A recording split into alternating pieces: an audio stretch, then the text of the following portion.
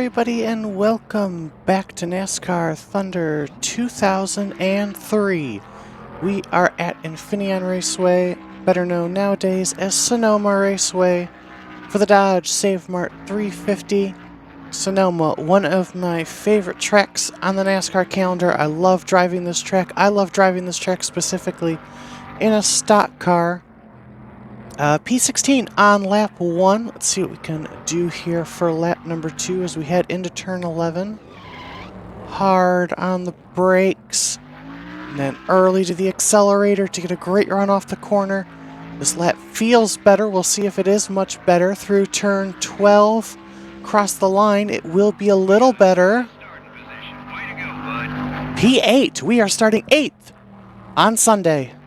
NASCAR Winston Cup Racing is in the Sonoma Valley today. MRN is live with flag-to-flag coverage of today's Dodge Save Mart 350 from the Infineon Raceway. It always makes it interesting to watch these drivers have to turn left and right. Well, these guys only run on road courses twice a year, which means they don't spend much time tuning for them. There is a good chance we'll see a new face in victory lane at the end of this one. This is a much-needed break for Kurt Busch. I could tell by the look on his face this morning how happy he was. I didn't even have to ask. Great to see him starting up front for a change.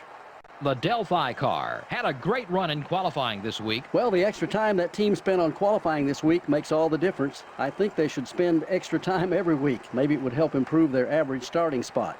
Tony Stewart won his first NASCAR road race here at Sears Point in 2001. Well, keep your eye on him and Jeff Gordon. Those guys know how to get around here and have banged fenders in the past. You could see them do it again today.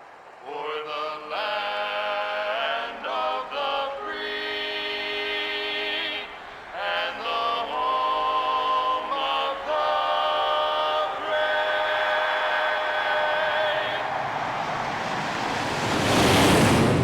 Gentlemen, start your engines. So it's another pole position for Mark Martin. I would just like to point out the fact that the MRN guys said, oh, they did so great in qualifying. Yeah, normally they suck. I love the backhanded compliments that this game will just throw at you. But either way, it doesn't matter, because green flag, we are racing at Sonoma for 11 laps.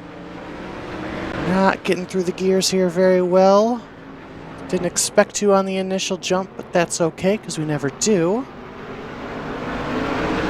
Everything okay with the car? So we qualified really well. We'll see if our race pace is like that here.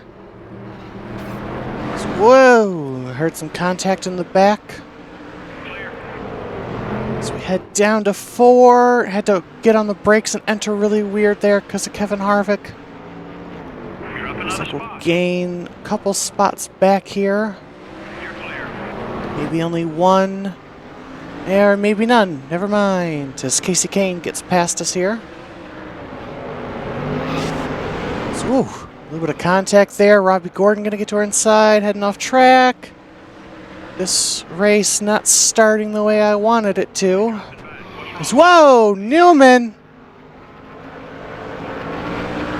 Newman just like went straight when I was turning into turn 10, so not sure what that was about, but I guess that gets rid of him as we take 2 spots there. But Labonte going to come back at us here through turn 12 and down the front straightaway. We just don't have the horsepower yet. We're still building that new engine after all. Back up the hill we go through 1 and 2 and out of 3 and 3A. So down to P15 on this. My personal goal was going to be a top 20. I think we're very capable of that, maybe more. Our qualifying showed that we have relatively decent pace here. It's just about getting that pace over a long race for a long stint. Ooh, sorry, little contact with Kane, but yeah, I slowed down a ton there into the corner as we've got a little bit of front end damage. Nothing to worry about yet, but we're going to try to avoid making too much contact as Casey Kane sounds like he had a little bit of an excursion there as Skinner did not get a run through that corner there. So, whoa, Casey. Contact there with Skinner sends us wide in 10. Try to crisscross here into turn 11 here. Try to get the run on the inside. Not able to make it stick though, but once again to the back of Skinner as he is having worse acceleration than we are right now. Just all over the back of him there. Yeah, Infineon, one of my favorite tracks.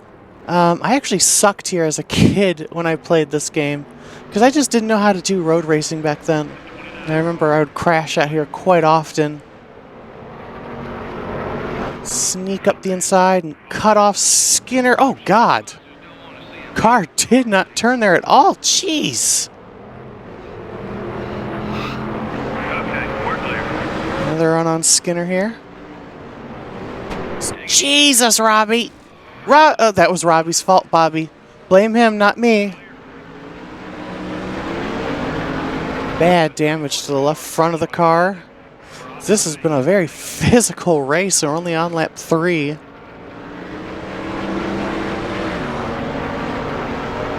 Yeah, I love road course racing nowadays. Love watching it, love doing it. I'm one of those freaks that likes the current schedule where there's a ton of road courses as some of the guys come down pit road already, as Bobby Labonte drove it deep into turn 11 there. So looks like Casey Kane's going to come down pit road. Not sure if anyone else up front came. Doesn't look like it. I want to see more of those laps. Good job. So effectively P12 as the pit stops begins. Once again, the car just didn't turn. You know, we might bring it down early just so we can loosen this car up a bit. It is pretty tight right now. So I'd like to tighten it up, or loosen it up rather. Get rid of some of this tightness in the car. So we head to 4. Behind the road course master, Robbie Gordon is, whoa, way to the wall there. It's the exit Robbie Gordon liked to take in this race. I remember a lot because I like rewatching the 2002 race. So it's always a fascinating race to me. And Robbie Gordon loved to get right up near that wall when they used to race here. So we head through turn 10 here once again. So yeah, let's go ahead. Let's undercut here. Let's go ahead, bring it down pit road here. So let's go ahead, repair the damage as well. Let's take a little extra time to do that. Take a bit of wedge out and get this car handling better.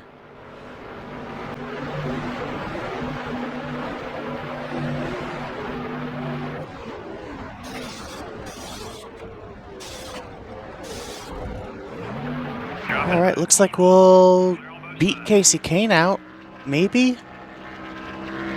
Yeah, I think we might have beaten Casey Kane out, so I think we actually did pretty okay there for the pit stop.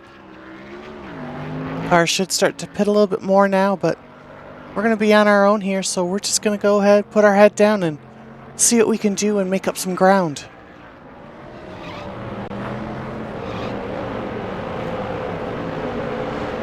It appears that pit road is busy. This is the time most of the field has come down to the pits. Let's see. There's some leaders coming. We're able to pass anybody here. Well, I hadn't passed Tony Stewart actually, so we'll get past him. Currently up to P27. We have Dale Jarrett battling with us. He was one of the guys that pitted early. So far so good. We are making up some time here, it appears. So once again, the car just gets out from us there. Whoa, Dale. Making a bit of contact with us there. Let's see if we can make a move back down the inside to take the spot back. Oh, contact. But we do, just barely. A lot of argy-bargy, biting and banging in this race, but that is NASCAR on a road course for you. Dale Jarrett looks like he got a little squirrely there. As we have caught Greg Biffle, who seems to be going very slow here. Whoa, Tony! Okay, we're clear. Go easy on the car. Oh dear, oh dear, oh dear. Ooh, that was almost bad for Greg. But Tony Stewart, what the fuck?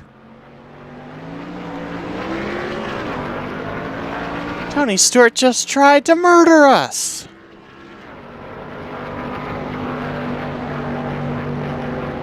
Well then. So, I believe Greg Biffle still needs to pit, unless I'm missing something. I doubt we'll catch Tony Stewart, but even though there isn't a rival system in this game, trust me, I'm going to remember that, Tony. Because that was just... I mean, that was just straight up running into the back of us there. And now we got mega damage to the back of our car, and didn't help poor Biffle either. He's got pretty big damage.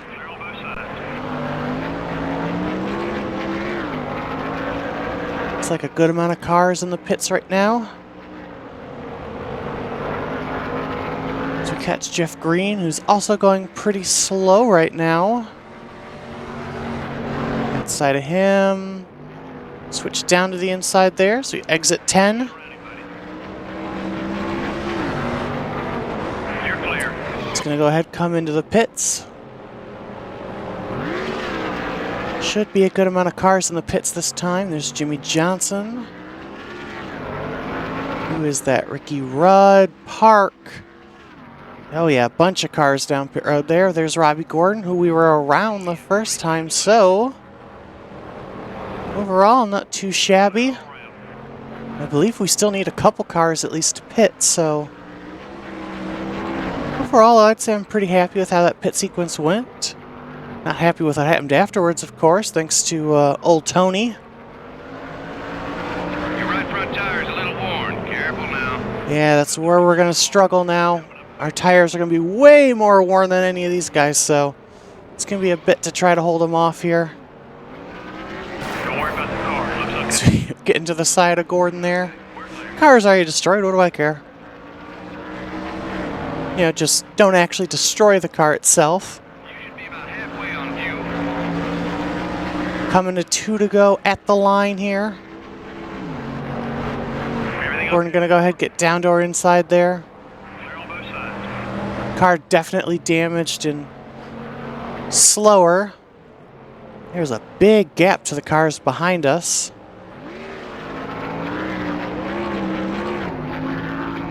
Caution! We have a caution! This race is going to end under the yellow flag, as there is something that happened on the track that is going to bring out a yellow flag. Not entirely sure what. Don't see any incidents. But, I mean, that was very much out of the blue, that caution. But, yeah, this race will end under the safety car.